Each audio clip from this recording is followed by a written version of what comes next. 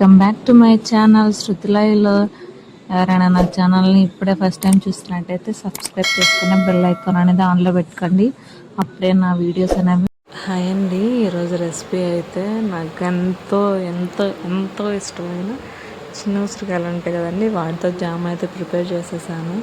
అసలుకి ఇది ఎప్పటి నుంచో నేను చేయాలనుకుంటున్నాను. ఈ వీడియో తీసి నేను కన్ఫామ్గా పోస్ట్ చేయాలని ఇప్పటి నుంచో చూస్తున్నాను. అందరూ పెద్ద ఉసిరికాయలతో ఆమ్లాకాయండి అయ్యి అని చేస్తున్నారు, కానీ చిన్న ఉసిరికాయలు వాళ్ళకి టేస్ట్ తెలియలేండి. లేకపోతే అందరూ ఎందుకు తప్పకుండా ట్రై చేయకుండా ఉంటారు. ఇవైతే చాలా బాగుంటాయి. ఇదైతే నేను 2 వేస్లో చేశాను. పంచదారతో చేశాను, బెల్లంతో చేశాను. టేస్ట్ అయితే అద్భుతం అండి. అసలుకి నాకైతే పిచ్చ అంటే పిచ్చ ఇష్టము. అందుకే నేను ఇంత హైప్ ఇస్తున్నాను. ఏంటి ఉసిరికాయలు చెప్తున్నాను అనుకోకండి. ఉసిరికాయలు అయితే ఫస్ట్ వాష్ చేసుకొని శుభ్రంగా తుడుచుకోవాలండి, తడి అనేది లేకుండా.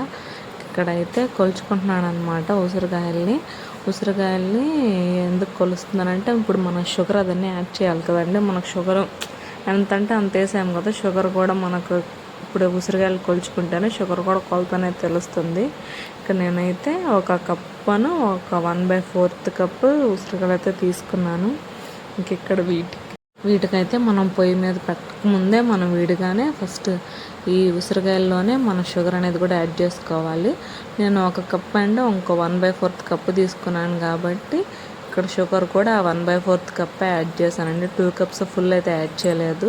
ఇంకా వాటర్ అనేవి ఆప్షనల్ అండి, ఇవి కొలత అయితే ఏమీ ఉండదు. కొంచెం ఉసిరికాయలు మునిగే వరకు యాడ్ చేసేసేసి దాన్ని పొయ్యి మీద పెట్టేసేసి ఈ ప్రాసెస్ అంతా మనం సిమ్లోనే చేయాలండి. కన్ఫామ్గా ఇది మాత్రం పర్టికులర్గా చెప్తానండి, హై ఫ్లేమ్లో అయితే చేయకూడదు. అయితే ఈ ప్రాసెస్ అంతా సిమ్లోనే చేయాలి. ఇదిగో చూడండి, ఇంక ఇప్పుడే స్టార్ట్ అయిందనమాట పంచదార అనేది. ఇప్పుడే స్లోగా స్టార్ట్ అయింది కరగటం. ఇంక ఈ పంచదార అంతా కరిగి ఈ షుగర్ సిరప్ అంతా ఈ ఉసిరికాయలకి బాగా పట్టి, ఈ ఉసిరికాయల పులుపు ఉంటుంది కదండి, ఈ ఉసిరికాయలు బాగా పుల్లగా ఉంటాయి కదా, పులుపు అంతా పోయి ఈ ఉసిరికాయలు అంతా స్వీట్గా మారాలన్నమాట. అప్పటి వరకు మనం ఇది పొయ్యి మీద అయితే పెట్టి ఉడికిస్తూ ఉండాలి. ఇలా స్టవ్ అనేది మాత్రం సిమ్లోనే ఉండాలండి, హై ఫ్లేమ్లో అయితే అసలు టర్న్ చేయకూడదు. ఇంక ఉసిరికాయలు అయితే మెల్లమెల్లగా కలర్ చేంజింగ్ అనేది స్టార్ట్ అవుతాయి అనమాట. చూడండి, మనం పెట్టినప్పుడు మంచి గ్రీన్ కలర్లో ఉన్నాయి. ఇంక ఇప్పుడు చూడండి లైట్గా పేల్ ఎల్లో కలర్కి అయితే వచ్చేసినాయి అనమాట. ఇలానే ఈ షుగర్ వాటర్లో ఈ ఉసిరికాయలు అనేది బాగా మగ్గి ఈ ఉసిరికాయలు అనేవి మంచిగా కలర్ చేంజ్ అవుతాయి. మీరు నమ్మరు, లాస్ట్కి చూసి మీరే ఆశ్చర్యపోతారు అనమాట. ఏంటి ఈ కలర్లో వస్తుందా అనిపిస్తుంది. ఈ షుగర్ ఎలా మారుతుందంటే, మనం క్యారమెల్ పుడింగ్ పైన అని చేస్తున్నారు కదా, క్యారమెల్ పుడింగ్ అని అలా పైన వేస్తారు కదా, red colour, yellow, reddish, pinkish red కలర్లో, ఆ కలర్లో అయితే చేంజ్ అవుతుంది అనమాట. చాలా అంటే చాలా బాగుంటుంది. ఇప్పుడు మనం పాకం అలా ఏమి ఉండదండి వీటికైతే. పాకం షుగర్ వాటర్ అనేది బాగా మరిగి ఉసిరికాయలు అనేవి కూడా మంచిగా కలర్ చేంజ్ అయ్యి ఇది దగ్గరగా ఉడకాలన్నమాట. ఇదంతా ఈ వాటర్ అంతా ఇంకిపోవాలి. అప్పుడైతే మనకి స్వీట్ అనేది ఉసిరికాయల జామ్ అనేది రెడీ అవుతుంది అనమాట. చూడండి, ఇదిగో ఇలా మరుగుతూ ఉంటుంది అనమాట. లైట్గా కలర్ చేంజింగ్ అనేది స్టార్ట్ అవుతుంది. ఈ ఉసిరికాయ జామ్ అంటే నాకు ఒకటే గుర్తొస్తుంది. నేను మా హస్బెండ్ లవ్ చేసుకునే టైంలో మా హస్బెండ్ నాకు హాస్టల్ దగ్గరికి, అంటే హాస్టల్లోకి మరి పేరెంట్స్ తప్పుతారు, లవర్స్ని అలౌ చేయరు కదా, మా హస్బెండ్ నాకు దొంగతనంగా తీసుకొచ్చి ఉసిరికాయ జామ్ తీసుకొచ్చి ఇచ్చాడండి. అప్పుడు మొత్తం మా మామయ్య చేసి పంపించారంట. నేను అప్పుడు చూసాను ఆ టేస్ట్. మళ్ళీ ఇప్పుడు 7-8 ఇయర్స్ అయిపోద్ది. మళ్ళీ ఇప్పుడైతే ట్రై చేశాను. నేను ఇది ట్రయల్గా స్టార్ట్ చేశానండి. ఇంకా చాలా ఉన్నాయి ఉసిరికాయలు.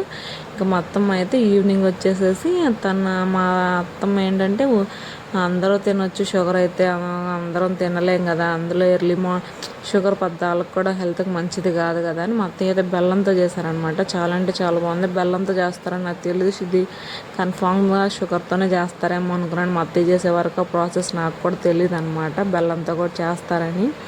ఇదైతే లైట్గా చూసారుగా, ఇది కలర్ చేంజ్ అవుతుంది, ఇది దగ్గరకు అవుతూ ఉంటుంది.